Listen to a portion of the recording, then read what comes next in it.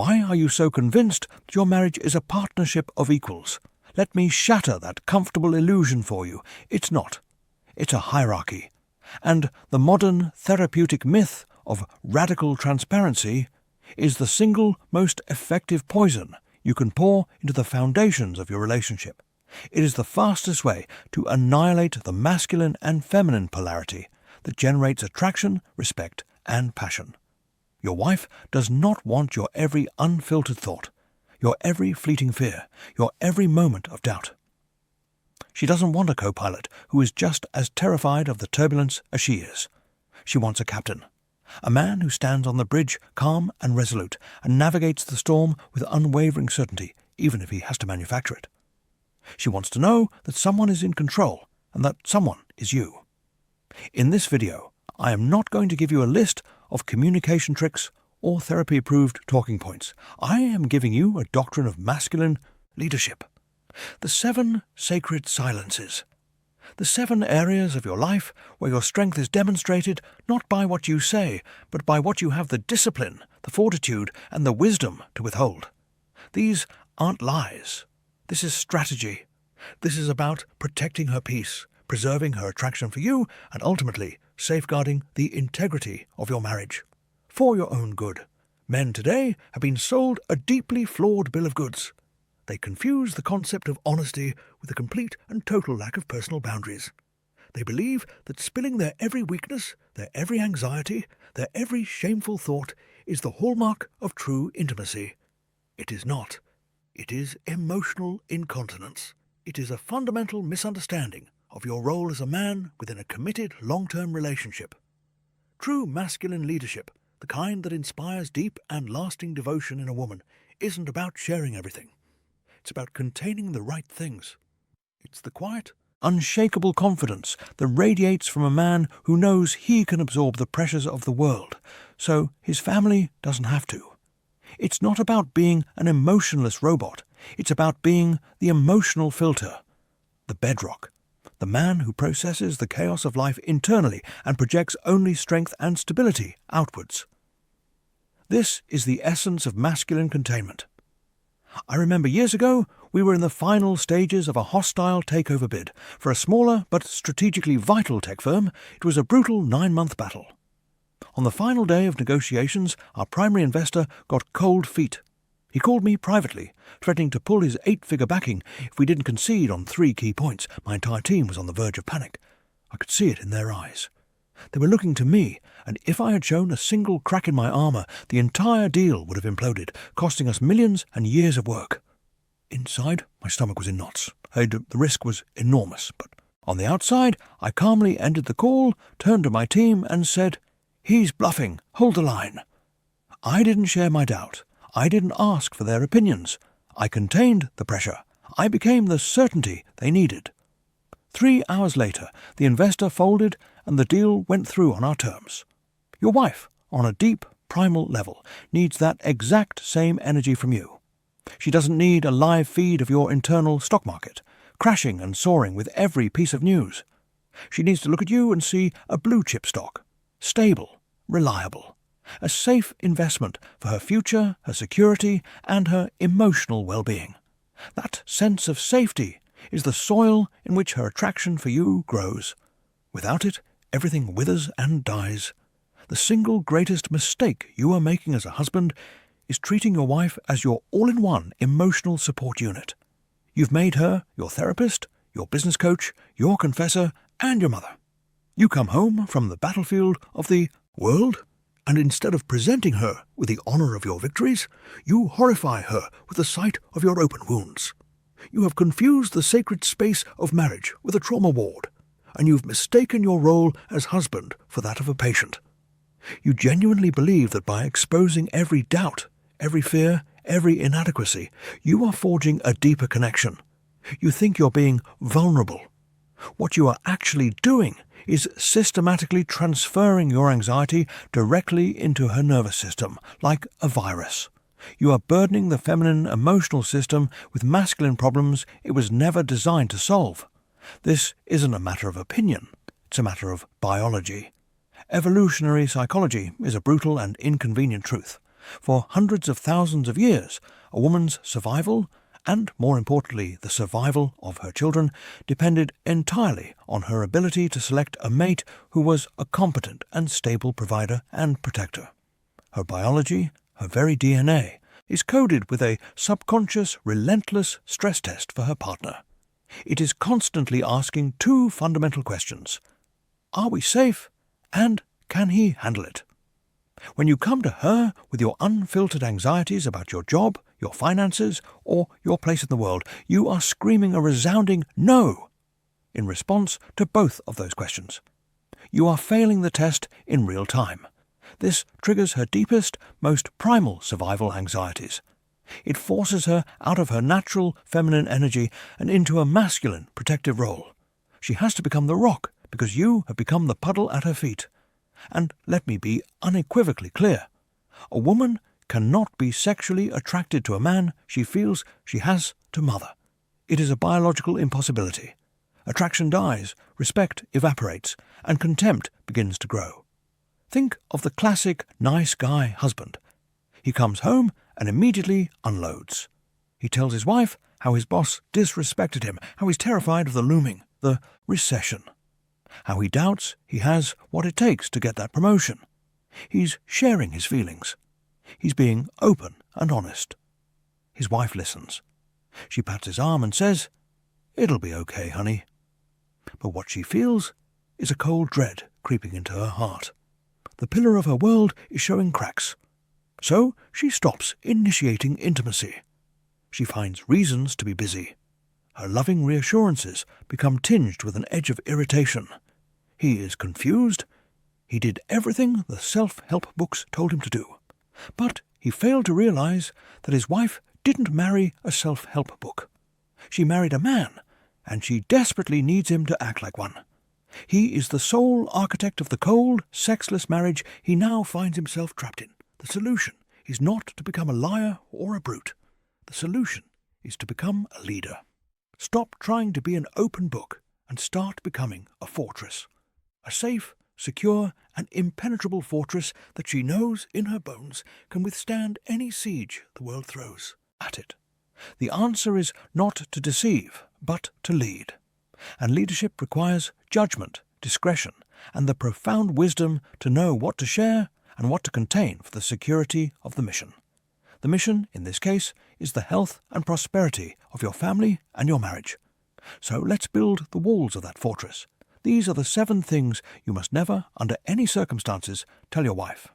Number 1, your deepest, most profound insecurities and self-doubts. Every man has them. The fear of not being good enough, of being a fraud, of failing. These are the demons you must wrestle with in private. To bring these to your wife is to ask her to fight your dragons for you. She cannot do this. When you tell her you're deeply insecure about your thinning hair, or that you lie awake at night convinced you're not smart enough for your job, you are not creating intimacy. You are planting a seed of doubt in her mind that, if it wasn't there before, will now grow and fester. She will start to see the thinning hair. She will start to question your competence. Women are incredibly suggestible to the frame set by their man. If you set a frame of weakness, she will see you as weak. Your insecurities are your own to manage. Take them to your brothers, to a paid professional coach or therapist, to your journal, to the gym. Transmute them into action. But when you are with your wife, you project the man you are becoming, not the man you fear you are. Instead of saying, "I'm terrified I'm going to fail at this project," you say, "This project is a challenge, and I'm developing a new strategy to ensure we win." One is a plea for help. The other is a declaration of command. She needs the commander, not the casualty. Number 2, the full, unfiltered details of your financial fears. This is a cardinal sin. Nothing triggers a woman's primal security alarms faster than financial instability. She needs to feel that the foundation of her world is solid. This does not mean you lie about your financial situation. It means you differentiate between a strategic briefing and an emotional panic attack. There is a world of difference between sitting down with her and saying, "The market is volatile right now. Here is the 3-step plan I've put in place to protect our assets and capitalize on the downturn. Versus bursting through the door and screaming, "We're going to lose everything. The economy is collapsing and I don't know what to do." The first inspires confidence. It shows her you are the captain, aware of the storm and already navigating through it. The second communicates terror and incompetence. It tells her the captain has abandoned the bridge and is hiding in his cabin. I have navigated my businesses through 3 major recessions. In 2008, when the world was falling apart, I lost nearly 40% of my net worth on paper in a matter of weeks. The fear was real, but I never once let my wife see that fear. I sat her down, calmly explained that we were entering a period of financial turbulence and outlined the precise defensive measures I was taking. I projected absolute certainty in my ability to handle it. Her trust in me during that period solidified our bond more than a decade of bull market prosperity ever could. You must be the firewall between the chaos of the market and the peace of your home. Discuss strategy, not fear. Number 3. Any passing attraction you feel for other women. This should be obvious, but in our culture of oversharing, men make this catastrophic error all the time. They think it's a sign of honesty to say, "Wow, our new neighbour is really beautiful," or to comment on an actress on screen. What they believe is a harmless observation she experiences as a direct threat. It accomplishes nothing positive. It only introduces a virus of comparison and insecurity into her mind. It communicates that she is not enough, that you are constantly evaluating other options. It is your job and your job alone to manage your own primal instincts. Acknowledging beauty is human. A beautiful sunset, a piece of art, a beautiful woman. But you don't need to give a verbal report on it to your wife. That is a boy's move, seeking validation or a reaction. A man simply observes, controls his impulse, and redirects that masculine energy back into his own life and his own relationship. Appreciate the beauty of your wife. If you feel a flicker of attraction for another, let it be a silent reminder to go home and cherish the woman who has committed her life to you. Your gaze may wander, but your loyalty and your words must be an iron fortress around your marriage. Sharing these fleeting attractions is a selfish act designed to relieve your own minor psychic tension at the expense of her profound emotional security. Do not do it. Number 4. The specific details of your past sexual experiences. Your past is what shaped you into the man she chose, and that is the only relevance it has. She does not need, nor does she want, a highlight reel of your previous lovers. When you tell her stories about past encounters, no matter how you frame them, you are inviting ghosts into your marital bed. You are giving her a script for comparison. She will wonder if she measures up, if you're secretly thinking about someone else during your most intimate moments. It pollutes the sacred space between you.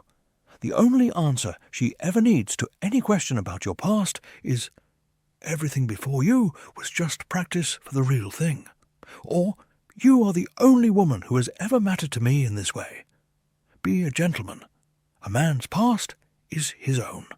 You don't need to lie, but you must be profoundly discreet. Your history belongs to you. Your present and your future belong to her. Keep them separate. Your goal is to make her feel like the only woman in the world, not the latest contestant in a long-running series. Protect her from your past, so you can build a future together, free from the shadows of comparison and insecurity. It serves no purpose other than to satisfy a morbid curiosity that will ultimately damage the very intimacy you share. Number 5. Unconstructive negative opinions about her family. This is like walking into a minefield wearing snowshoes. You will lose. Her family is her tribe. They are part of her identity, for better or for worse. To launch a direct, unprovoked assault on the character of her mother, father, or sibling is an attack on her. She will be forced to choose a side, and even if she agrees with you, she will resent you for making her do it. This does not mean you have to tolerate toxic or disrespectful behavior. You are the king of your castle, and you set the rules for who enters and how they must behave. There is a powerful difference between setting a boundary and launching an attack. An attack is, your brother is a lazy, good-for-nothing loser. A boundary is, when your brother comes over, he is not to ask us for money. If he does, the visit will end. That is the rule of this house. The first is a judgment on his character. The second is a rule for your domain. You can and you must set boundaries to protect the peace of your home. But you must avoid broad, sweeping, negative character assassinations. It's a war you cannot win. You are not just criticizing a person.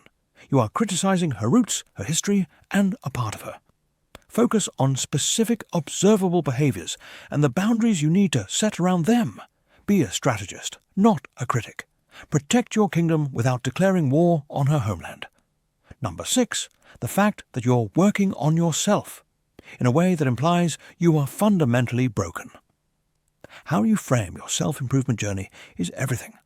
Women are deeply, powerfully attracted to men who are on a mission, men who are constantly growing, striving, and becoming more. They are not, however, attracted to men who see themselves as pathetic, broken-down projects in constant need of repair. The energy is completely different. One is about ambition and the pursuit of excellence. The other is about shame and the fixing of flaws. Never say, I have to go to therapy because I'm a complete mess and my childhood ruined me. Instead you say, I've hired a coach to help me optimize my performance and mindset. Never say, I'm so out of shape and I hate how I look. Instead you say, I'm committed to a new training protocol to forge the physique I've decided to have. Do you see the difference? It's the difference between a man who is the victim of his circumstances and a man who is the master of his destiny. One is a cry for help. The other is a statement of power. Frame all of your self-improvement, whether it's therapy, coaching, a new diet, or a new skill, as a conscious, powerful choice to level up, to become more formidable, to expand your kingdom. She will be thrilled and deeply attracted to a man on that upward trajectory. She will be repulsed and worried by a man who is just trying to patch up his own sinking ship. And finally, number 7, the full weight and extent of your sacrifices. A man provides, a man protects, a man presides. It is his duty, his honor, and the source of his masculine pride to constantly remind your wife of the long hours you work, the things you give up, the stress you endure for the family, is to turn your gift into a transaction. You are no longer giving from a place of strength and love, but from a place of resentment, seeking a return on your investment in the form of gratitude or submission. This is weak and manipulative. It creates a dynamic of debt and guilt, not love and respect. Your sacrifice should be silent. Your hard work should be evident in the quality of the life you provide, not in the frequency of your complaints about it. A true king doesn't walk around his castle telling everyone how heavy his crown is. He simply wears it with dignity. Let your actions be the only statement. Provide her with a beautiful home, a safe environment for your children, a life of opportunity. That is your testament. To then demand a constant stream of thank yous for it cheapens the act itself. It turns your noble duty into a petty negotiation. So, bear the weight of your responsibilities with quiet strength.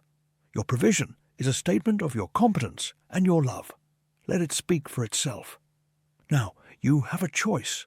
You can continue down the path you're on, the one prescribed by modern culture, the path of radical honesty and sharing everything. And I can tell you exactly where you'll be in 10 years. You'll be in a sexless marriage, sleeping in separate rooms. You'll have a partner who has become a roommate, a co-parent who treats you with a kind of polite maternal condescension. The spark that once existed in her eyes when she looked at you will be a distant memory, replaced by a weary sense of obligation. You will have successfully communicated your way out of her respect and her desire. You will have talked yourself into a life of quiet desperation, wondering where it all went wrong, never realizing that you were the one who dismantled your own happiness, one honest overshare at a time. Your life will be comfortable, but it will be a cage, a safe beige prison of your own making. But there is another path. If you make the decision today, right now, to embrace the principles of masculine containment, to become the fortress for your family, your future will look profoundly different. In 10 years, you will wake up next to a woman who looks at you not with obligation, but with adoration. You will have a bond forged, not in shared weakness, but in your demonstrated strength. She will feel so profoundly safe in your presence, so secure in your leadership, that it will liberate her to be more open, more vibrant, more passionate, and more feminine than you have ever seen. Your quiet confidence will be the mystery that she never tires of exploring. Your strength will be the sanctuary she runs to. You won't just be her husband, you will be the unshakable centre of her world. You will have built a life not of quiet desperation, but of absolute freedom.